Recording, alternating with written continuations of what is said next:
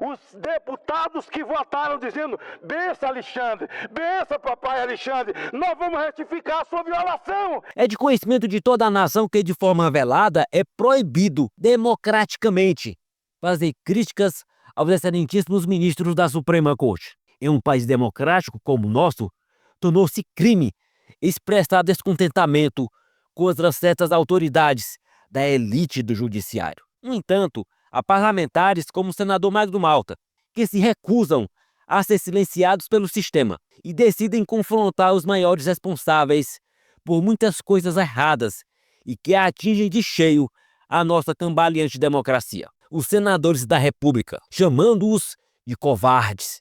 Em um ato corajoso, ele denunciou o que descreve como um consórcio de perversos, não poupando críticas nem ao ministro Flávio Dino, a quem rotulou de homem perverso, nem a um outro ministro muito poderoso.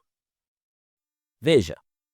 E a sociedade realmente não consegue entender, senador Plínio, e arrasta todos para a vala comum, quando uma casa como essa, que se houvesse realmente Constituição no Brasil em vigor, e a separação dos poderes, o que mais poder tem é esse. E nós temos homens acovardados diante de um tirano que faz parte de um regime totalitário. A ditadura não é só dos da toga, porque lá tem de primeira classe e segunda classe. Há de entender, por exemplo, a perseguição implacável a Jair Bolsonaro. Ele não será julgado, ele será julgado por um regime. Há um regime totalitário no Brasil. Há um consórcio de perversos, que inclui a Suprema Corte, que devia se autorrespeitar. E essa casa tem que cobrar, porque foram aqui que eles foram aprovados. E muitos com o voto das excelências mudas. Essa casa tem sido chamada de CCC, Casa dos Calados Coniventes. Eu não sou conivente. Se fosse um parlamentar de esquerda, de PSOL, do PT, o meu discurso seria o mesmo. A Constituição, o artigo 53, protege o homem que é votado, e a representatividade do voto do Estado é uma procuração para que o homem assuma a sua trincheira e fale em nome do cidadão que lhe deu um voto. É vergonhoso o que foi feito no mandato de Pacheco. Davi Alcolumbre, no seu discurso, falou 5 vezes em prerrogativas. 5 vezes. Quando ele desceu aqui e apertou minha mão ali, eu disse: você falou 5 vezes em prerrogativas. Resolva o problema de Marco Duval. Mas não era para nem pedir. É o presidente de um poder. Mas o problema é que eles todos estão juntos. É um regime totalitário desse país. Senhor presidente, eu fico envergonhado. Envergonhado porque sou obrigado arrastado para a vala comum. É assim que as pessoas pensam e elas não estão erradas. Conversava com o senador Girão, a sociedade está estressada. Esperar o quê dessa casa? Esperar o quê? O presidente é o dono da pauta. Já podia ter votado esse requerimento dele. São 42 senadores e senadores que votaram nele para a presidência. Regime totalitário. Jair Bolsonaro será julgado por pessoas que têm problemas pessoais com ele e não se julgam impedidos. Não sei se o senador Cajuru me permite. Se eu começar a falar e Vossa Excelência fizer assim com o dedo, para mim eu paro. Não, não é porque Vossa Excelência me telefonou. Quando o Flávio Dino veio a essa casa, o nobre senador Cajuru me telefonou. Era mais ou menos meia-noite. E o Cajuru me pediu, dizendo: Magno, eles estão muito preocupados que você toque no assunto da morte do filho do Dino. Eu aí, onde Vossa Excelência está, levantei esse microfone e denunciei o procurador de aulas, que foi omisso na questão da morte do filho de Flávio Dino. Quem tomou as dores fui eu. Sabe por que eu tomei as dores? Porque eu tenho um sentimento. Eu tenho um coração, era só uma criança de 12 anos. Sentimento que o pai dessa criança não tem. Quando chama inocentes ou pessoas que quebraram uma vidraça, baderneiros, e ele chama de terrorista. Ele que se proclama aluno e discípulo de Lênin. O que fez Lênin? O que fez Lênin?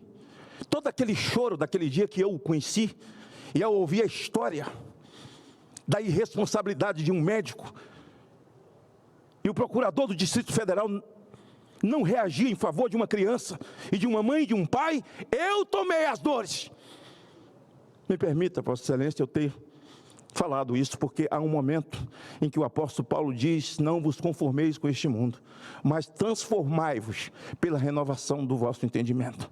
Eu, quando vejo esse homem com a caneta na mão, um comunista tirano, um homem perverso, e que devia agradecer todos os senadores aqui que o defenderam, que tomaram as dores dele, que o conduziram na sabatina dele, que votaram aqui, é um homem que quer humanização de bandido, de crimes. Aqui nessa casa, nesse mesmo microfone onde está o senador Cajuru, eu estava falando e Lewandowski aqui cortou a minha palavra. Porque Randolph aí no lugar onde está o senador Plínio, fez uma questão de ordem, porque eles queriam colocar Dilma elegível depois de impeachmentada. Uma questão de ordem que tinha mais de 15 páginas. Ele acabou de ler, Randolph, ele aceitou, após a leitura, sem dizer preciso de um tempo para examinar, uma questão de ordem de 15 páginas. Porque estava tudo combinado, senador Cajuru. Eles caminhavam para esse momento de possuir aquilo que eles sonhavam, a ditadura do proletariado. O Brasil nunca teve ditadura. O Brasil teve uma intervenção militar pedida pelas famílias e pelo povo contra o comunismo. Agora, essa ditadura do proletariado, nós estamos debaixo de um regime perverso. E quem votou nessa reforma tributária, essa reforma tributária é um compêndio ideológico. Sabe do preço do café? Sabe do preço de pé de frango? Sabe do preço do feijão, do arroz, nesse país desgraçadamente arrasado economicamente, por causa desta casa e da outra casa. Alexandre de Moraes prendeu Daniel Silveira, quero relembrar que ele violou o artigo 53, mas foram os pares de Daniel, os deputados que votaram dizendo: benção Alexandre, benção papai Alexandre, nós vamos retificar a sua violação, e prenderam Daniel Silveira. Agora nós vamos ficar aqui, nós não, tire o nosso nome desses 42, desse balaio, que nós não fazemos parte. Nós não podemos nos curvar, eles querem esticar. Eu estou entrando com 3 PEC no final da tarde, e uma delas trata exatamente dessa violação a direitos de senadores, de congressistas e as suas imunidades.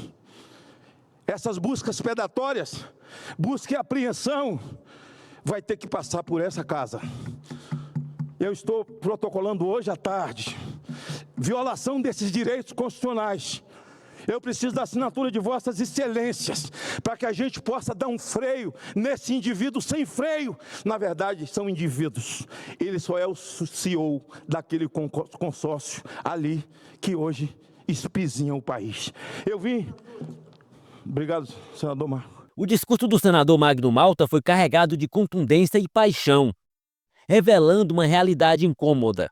A verdade é que, se ao menos metade dos senadores da República mais um não se unirem e elegerem um presidente corajoso para o Senado, as vozes destemidas de alguns senadores dissidentes não seriam simples palavras ao vento.